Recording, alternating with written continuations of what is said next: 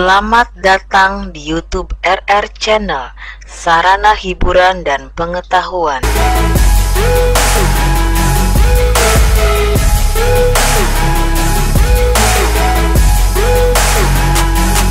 Mereka rasakan hawa mistik saat melewati kuburan desa, dan mereka melihat di mana batu nisan kuburan ditutupi dengan kain hitam. Saat mereka tiba di desa ular, mereka merasa heran, karena di desa tersebut, mereka tidak menemukan para pemuda dan pemudi.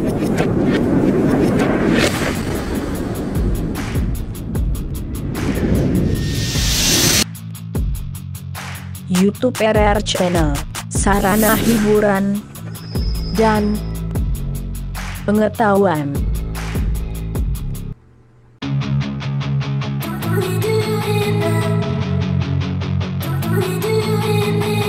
Cerita horor KKN di Desa Ular.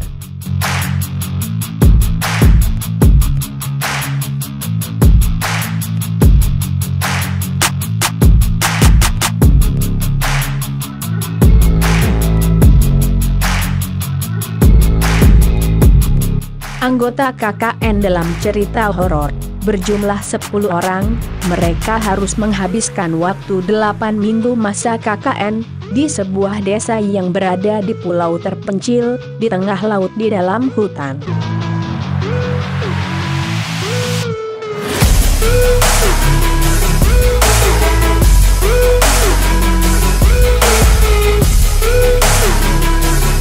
Tokoh utama dalam cerita ini, Delima, dan tokoh sentral sebagai makhluk halus penunggu desa ular, yaitu yang bernama Dewi.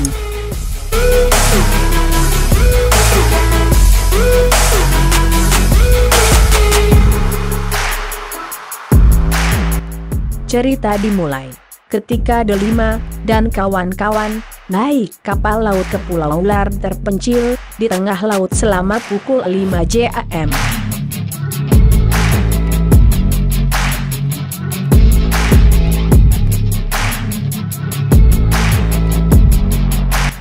Setelah sampai di pulau ular, untuk menuju desa ular di tengah hutan, harus dilanjutkan lagi menggunakan kendaraan mobil selama pukul 2 jam perjalanan.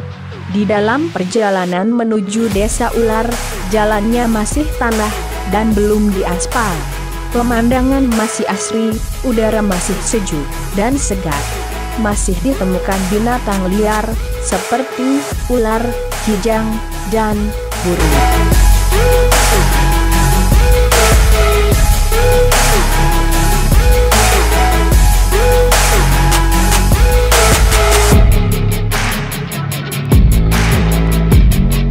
Mereka rasakan hawa mistik saat melewati kuburan desa, dan mereka melihat di mana batu nisan kuburan ditutupi dengan kain hitam.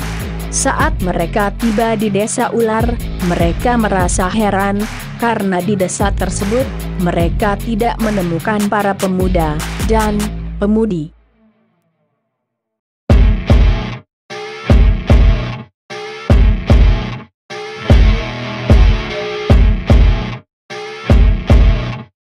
Setelah sampai di desa ular, mereka diterima oleh kepala desa ular yang bernama Pak Agus. Pak Agus awalnya menolak keras adanya KKN di desanya, tanpa menyebutkan alasannya.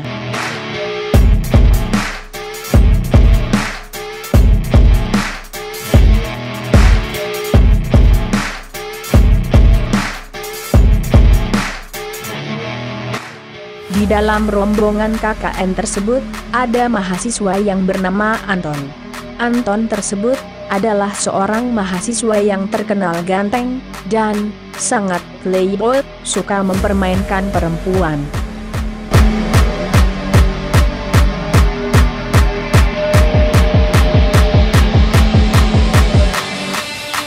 Tokoh sentral sebagai makhluk halus penunggu desa ular, yaitu yang bernama Dewi, merupakan penari yang menampakkan diri pada Delima saat pertama kali rombongan mereka datang ke desa yang ada di dalam hutan di tengah laut.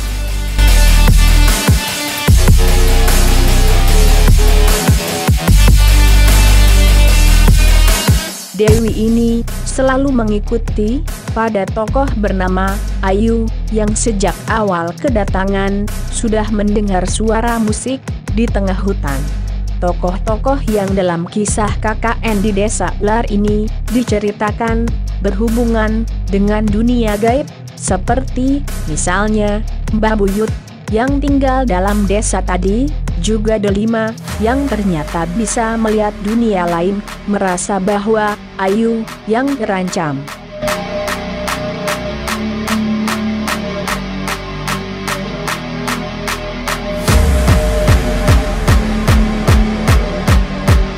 Anton berkenalan dengan Dewi, makhluk halus berupa siluman ular yang menyerupai wanita yang sangat cantik. Karena Anton adalah seorang playboy, maka tidak begitu lama Anton dan Dewi berpacaran.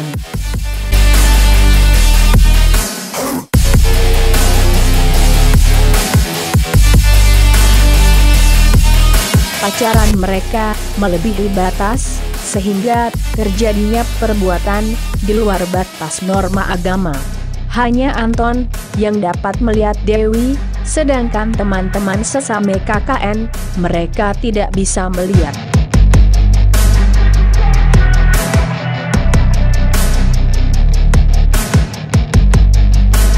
Sebenarnya, Anton sudah lama menyukai Ayu, tapi selalu ditolak oleh Ayu. Dewi mengetahui hal tersebut. Dewi diam-diam berhasil merayu Anton, anggota KKN yang naksir Ayu, untuk membuat perjanjian. Si penari cantik ini, yang diyakini Anton sebagai manusia, bukan makhluk halus, memberikan mustika batu cincin sakti miliknya pada Anton, dan Anton harus menyerahkannya pada Ayu, jika memang ingin membuat Ayu jatuh cinta padanya.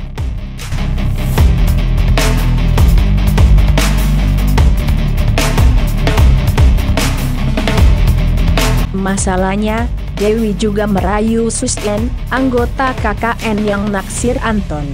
Pada Susyen, Dewi ini memberikan selendang sakti, yang dalam kisah disebutkan tak akan mampu membuat lelaki manapun menolak setiap wanita yang menggunakannya.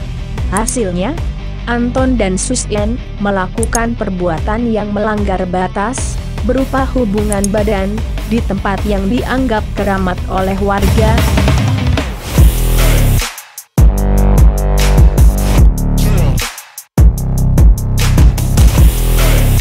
Cerita diakhiri dengan tragis, dengan keadaan mengenaskan. Anton dan Susyen, keduanya meninggal beberapa bulan kemudian, setelah tokoh Delima disebutkan melihat Anton dikelilingi ular bersisik hijau, sedangkan Susyen menari untuk para makhluk halus.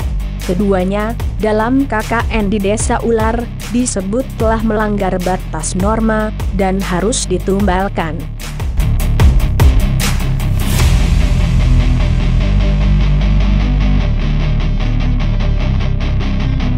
Namun, mengingat kisah yang beredar soal Dewi kerap meminta tumbal penari perempuan yang masih perawan, Pak Agus punya asumsinya sendiri.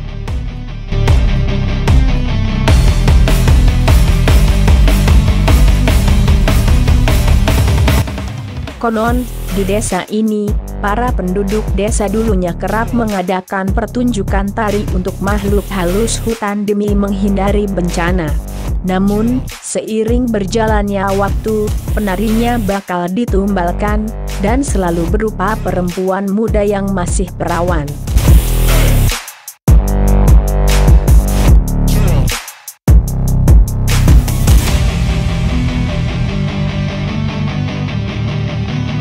Pada Delima, Pak Agus menceritakan asumsinya. Beliau memperkirakan bahwa Susyen dimaksudkan sebagai perantara menuju ke Ayu, melalui Anton.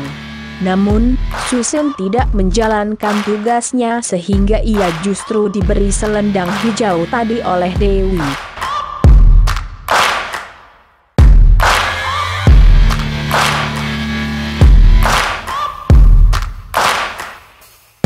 Nasib Ayu memang lebih baik, ia selamat.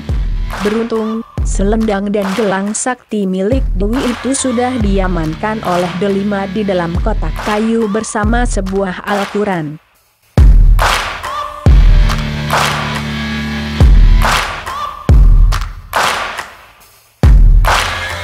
Ngomong-ngomong soal Delima, keselamatannya memang dikisahkan lebih terjamin, karena rupanya ia memiliki penjaga gaib bernama Mbah Amin, yang sanggup melawan lebih dari setengah penunggu hutan, di desa tempat kisah KKN, di desa ular ini berlangsung.